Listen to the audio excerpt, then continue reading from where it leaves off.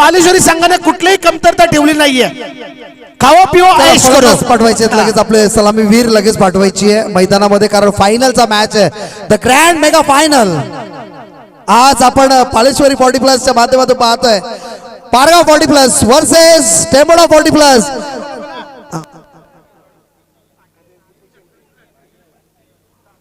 शुभ रुपये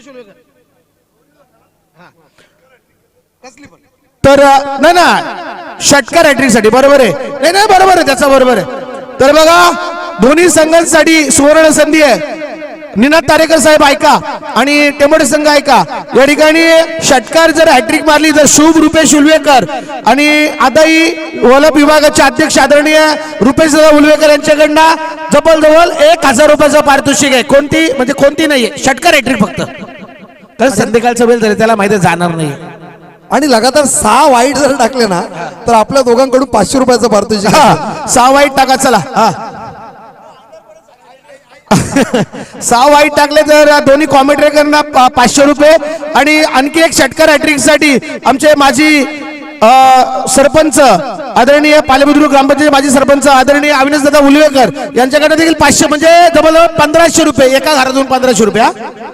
मॅचला सुरुवात करायची. पारगाव 40+ आपल्याला सेकंड इनिंगला बॅटिंग करायची आहे, त्यासाठी तुम्ही स्पीडअप करणं गरजेचं आहे.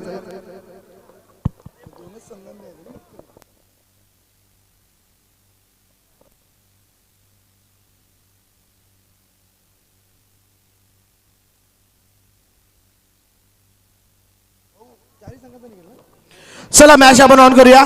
मात्र प्रथम सर या ठिकाणी विचार केला तर अनुभव आता मिळणार आहे टेंबोडे संघाला. पालेश्वरी 40+ प्लेयर आणि रेग्युलर प्लेयर यांनी आता मॅच संपल्यानंतर ग्राउंडच्या बाहेर न राहता इथे स्टेज समोर यायचे सगळे. मॅच संपल्या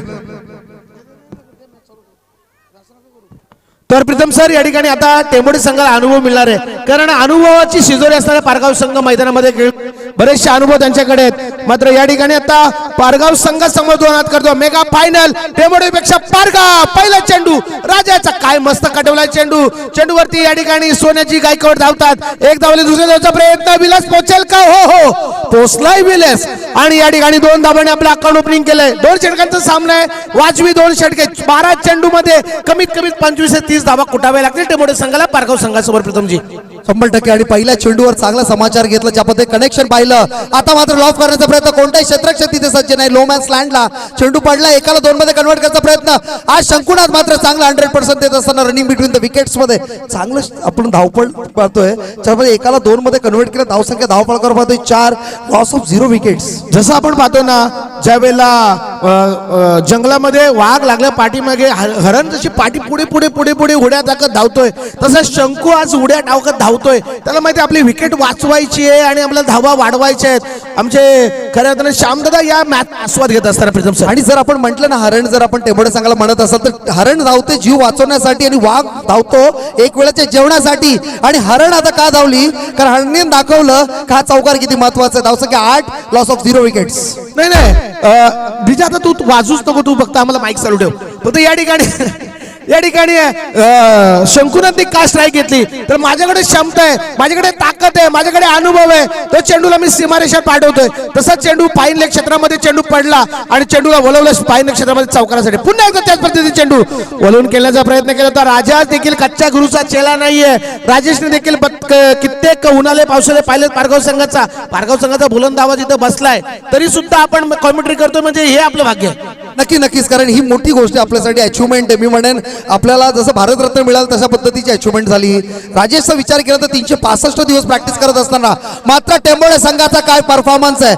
जबरदस्त शॉट आणि हा चौकाराने धावसंख्या धावफलकावर आपण पाहतोय 12, लॉस ऑफ 0 विकेट्स. आतापर्यंत चेंडू फेकलेत 5 आणि आता मात्र राजेश्वर समाचार घेतोय तो म्हणजे शंकुनाथ गडगे. ज्या पद्धतीने शंकुनाथची आता बॅट फ्लो होते ना, पण विलास अजून नॉन स्ट्राईकला, जो या मागील मॅचच्या 2 मॅचचा हिरो आहे, तो मात्र नॉन स्ट्राईकला आतापर्यंत. काय म्हणाल? ना नक्कीच विलासला संधी मिळाली पाहिजे. मात्र त्या संधीचं सोनं करत असताना शंकू पुन्हा एकदा त्याच पद्धतीने चेंडू खेळून काढलाय. आता मात्र रिस्ट्रिक्शन आहे. रत्नदीप दादा तिथे या ठिकाणी चेंडूला प्रोटेक्शन करेल तोपर्यंत 2 धावा. या 2 धाव्यांनी पहिल्या षटकाचा खेळ संपला. संघाची धावसंख्या पाहतोय आपण या ठिकाणी कोणत्याही गडी पाहत असताना टेंबोडे 40+ संघ 14 या धावसंख्येवरती काय आपण लावलं. जबरदस्त क्रिकेट या ठिकाणी मैदानामध्ये पाहायला मिळतं. टेंबोडे संघाकडनं तितकी ताकद लावली ती पारगाव संघाकडे. जबरदस्त कॉमेंट्री आपण पाहतोय आणि आता मात्र थर्ड गिअरवर गाडी चालवतो तो म्हणजे सत्यावन मात्रे आणि एवढ्या म्हणजे आपण घाटावर चालतो तरी थर्ड गिअर कसं टाकलं तुम्ही तसं थर्ड गिअरचा अनुभव आहे त्यांना थर्ड गिअरचा अनुभव आहेत त्यांना पण तो गिअर तुम्ही टाकलाय काय म्हणाल याच्याबद्दल नाही, नक्कीच कारण आमच्याकडे तितकी ताकद आहे. बऱ्याचशा उन्हाळे पावसाळे आम्ही समालोचन कक्षामध्ये पाहिलं कारण रायगड क्रिकेट समालोचक ज्या वेळेला आम्ही ती स्थापन केली त्याचा मुख्य सूत्रधारच मी आहे. मी एक प्रश्न विचारतो याच्यामध्ये की ज्या ज्या वेळेला तुम्हाला कोणी सल्लागार किंवा खजिनदार म्हणून उल्लेख केला जातो तुम्ही संघटक आहात तुमचा संघटक म्हणून उल्लेख झाला पाहिजे. Yes, yes. नरेश गायकवाड आपण थोडंसं स्पीडअप करायचंय बॉल सेकंड ओव्हरचा मानकरी ठरतो तर याच्यावर काय म्हणाल तुम्ही. नक्कीच जरी आम्ही संस्थापक असलो तरी खजिनदार पद आमच्याकडे आहे.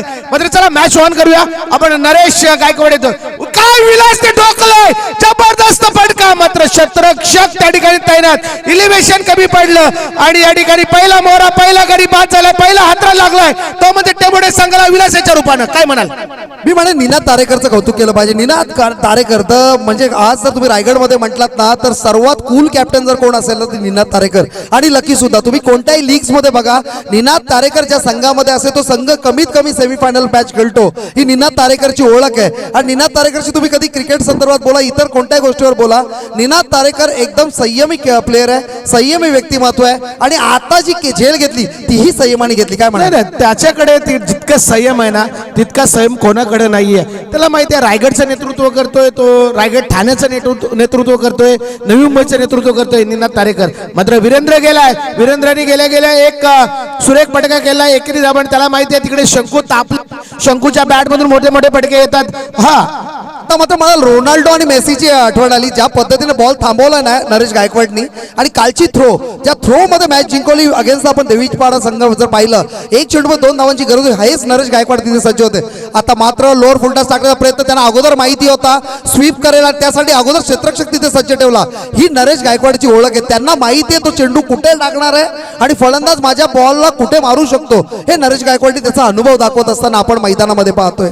बरेचसे उन्हाळे पावसाळे या क्रिकेटरने पाहिलेत बरेचसे क्रिकेटर देखील या माणसाने घडवलेत.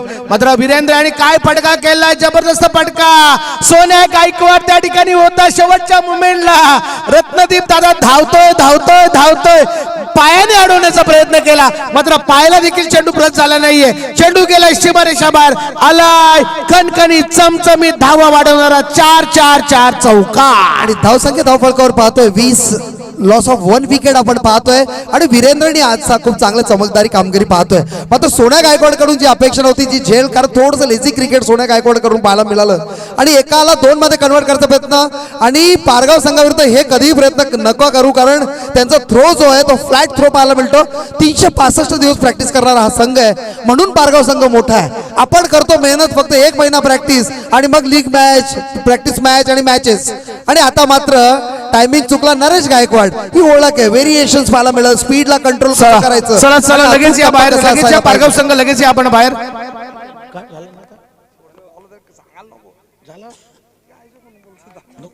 चला आपण या प्रिझम सर सॉरी चला या आपण टेंबोडे संघ लगेच मैदानामध्ये जा आणि पारगाव संघ या. चला प्रिझम सर कंटिन्यू मी नरेश गायकवाड सध्या म्हणत होतो कारण युनिव्हर्सिटी ऑफ क्रिकेट म्हणता येईल कारण एवढा वर्षाचा दांडगा अनुभव त्याने मी म्हटलं ना कित्येक लोकांना घडवलं त्यांना पाहून किती लोकांनी घडलं पण नरेश गायकवाडशी तुम्ही कधीही बोला तो एवढा शांत स्वभावाने बोलतो ना आपल्याशी कारण त्या असं वाटतं की नवीन क्रिकेटर आपल्याशी बोलतो पण अनुभव खूप दांडगा आहे आणि यांचं कौतुक का केलं पाहिजे माहिती आहे का. बरेच लोक मला एकदा नरेश दादांनी म्हटलं होतं की दादा प्रीतम भाई आमचा खेळ बंद करू नका. अहो या जगामध्ये कोणीच मायकालाल पैदा झाला नाही जो नरेश गायकवाडचा खेळ बंद करू शकतो. तुमच्यामुळे आमचा खेळ आहे पण मात्र काही गोष्टी घडल्या त्यावेळी चर्चा खूप चांगली झाली त्यांनी पॉझिटिव्हली घेतलं आणि आज मात्र आपण चला स्पीडअप करा 22 धावांचं टार्गेट असेल 21 झाले 22 टार्गेट 22 धावांचं टार्गेट असेल आणि आपण पाहिलं असेल तर ह्या पारगाव संघाकडून शिकण्यासारखे खूप सारे आहे पण आज चांगलं खेळ आपण टेंबोडे संघाच्या माध्यमातून पाहिलं त्याच्यानंतर अजय संघाकडून चांगलं खेळ पाहिलं आणि जो जीता तो सिकंदर असं म्हणता येईल. धन्यवाद प्रीतम सर. तर याच दरम्यान आमचे प्रशांत पवार साहेब नितीनजी दांडेल असतील सर्व 40+ चे खेळाडू या आपण मंचावरती आणि रेग्युलर खेळाडू पालेश्वरीचे सर्वांना विनंती आपण मंचावरती या. चला पारगाव संघ राजाबाई जरा मैदानामध्ये धावत सोन्याबाई जात जरा मैदानामध्ये धावत कारण तुम्हालाच वेळ होईल 12 चेंडू फेकायचे आहेत. 12 चेंडू मध्ये 22 धावा 11.00च्या गतीने या ठिकाणी धाव संख्या उभा राहायचे. अविनाश दादा आणि आपण पाहिलं ना तर रिक्वायर रन रेट 11 जरी असेल पण 12 चेंडू खेळणं खूप अवघड आहे. कारण आता तुम्ही जर लाईटचा विचार केला तर लाईट फॅक्टर खूप इम्पॉर्टंट आहे आणि या लाईट फॅक्टर मध्ये जर हे लोक बॅटिंग केली ना जर आपण पाहिलं तर मग क्वालिटी ऑफ क्रिकेट त्यांची नजर आणि विजन त्या पद्धतीने असेल. प्रीतम सर बऱ्याचशा वेळेला आपण पाहतोय पारगाव संघ या ठिकाणी अशा स्थितीमध्ये बऱ्याचसा खेळलाय. आपण रातोगे कातील पेठ संघाला मानतोय यंगस्टर मध्ये, मात्र 40+ मध्ये रातोगे कातील हे पारगाव संघ आहे. पण आता ऍडव्हान्टेज मात्र टेंबोडे संघाला असेल तो ऍडव्हान्टेज घेता आला पाहिजे. मात्र सोन्या गायकवाड स्ट्राईकला आहे, नॉन स्ट्राईकला राजेश आहे ज्याने राजेशने कालचा दिवस चमकवला.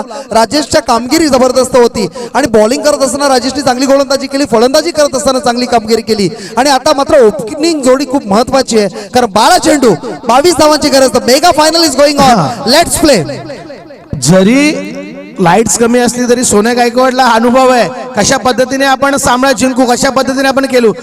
पहिलाच चेंडू रिव्हर्स अटेंड केलाय आणि काय जबरदस्त लवू पाटीलनी काय मस्त चेंडू फुटबॉल जसा अडवतात ना तशा पद्धतीने या ठिकाणी म्हणजे फुटबॉल दाखवलाय. ही लकी फिल्डिंग म्हणता येईल कारण चौकार वाचवलाय. कारण एक धाव जरी गेली असेल पण 3 धाव वाचवलाय. लहू पाटीलचं कौतुक केलं पाहिजे कारण हा लकी चौकार असेल मोमेंटम चेंज करणारा असू शकतो. मात्र फलंदाज त्याच ताकदीच्या आपण मैदानात पाहतोय. नक्कीच आता राजेश आणि सोन्या गायकवाड अशी जोडी मैदानामध्ये. सोन्याचा चेंडू अडवला तरी एक धाव आली. एक संघाचा अकाउंट ओपनिंग झाले. पुन्हा एकदा शंकू राजेशसाठी मस्त चेंडू केसलाय. चेंडू थांबणार नाही, चेंडू आउट ऑफ द पार. चेंडू सीमारेषावर आलाय चमचमीत डाबर पास अर्धा धावा देणारा षटकार. पद्धतीने शंकुनाच्या बॉलला कनेक्ट केलं टुवर्ड्स लेग साइडला. आपण जर त्याच्या बॅटचा स्विंग पाहिला तर पूर्ण खांद्यावरनं बॅटचा स्विंग आला होता. ज्या पद्धतीने राऊंड विकेट गोलंदाजी करतोय त्याचा ऍडव्हान्टेज राजेशला मिळाला नाही आणि हा षटकार आला.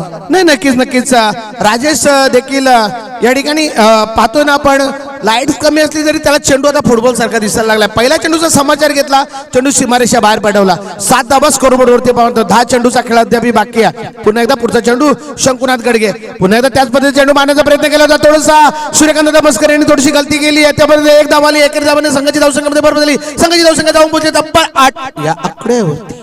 आता मात्र घडलेली चुकी कुठेतरी अवघड ठरली कारण स्ट्राईक रोटेट झाली. सोन्या गायकवाड स्ट्राईकला आला. आपण पाहिलं सूर्यकांत मस्करांची चुकी. आणि आता मात्र 3 चेंडू फेकले गेलेत. 3 चेंडू मध्ये 8 धावा खर्च केल्यात आणि सरासरी पाहिलं आता 14 धावांची गरज आहे. प्रथम सर ज्यावेळेला तुम्ही एक धाव देता ना त्यावेळेला तुम्ही संकटामध्ये जाता. ही गोष्ट कसं आपण बोलतो ना चला स्पीडअप घ्या एक पाऊल विजयाच्या दिशेने. वेस्ट करायचं नाही. टेंबोडे संघाला रिक्वेस्ट आहे कारण फलंदाजी करत असताना पारगाव संघाचे फलंदाज तिथे सज्ज आहेत. चौथा चेंडू आता मात्र मोठा फटका कनेक्ट करायचा पहिला टायमिंग साधता आला. एक धाव तर सहजरित्या पूर्ण. राजेश सरांनी बिटवीन द विकेट जबरदस्त. आता मात्र डेंजर एंडलाय आणि आता काय घडलंय नाहीये चला 2 धावा. अशोक उल्वेकर प्रोफेशनल अंपायर आपण पाहतोय. टेंबा बबुआ कुठे आमचा? हा टेंबा तिकडे. असे टेंबे सर नॉन स्ट्राईकला आहेत आमचे बबुआ. टेंबा बबुआ काय उपाधी त्यांना ती आम्ही दिलेलीच आहे कारण काय लाजबाब पंचांची भूमिकेमध्ये असतात. दिवसभर आज पंचांच्या भूमिकेमध्ये आहेत. त्यांचं देखील कौतुक करायला पाहिजे. अशोक उल्वेकरचं कौतुक करायला पाहिजे.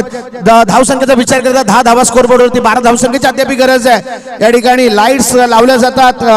पाहतोय आपण बघूया.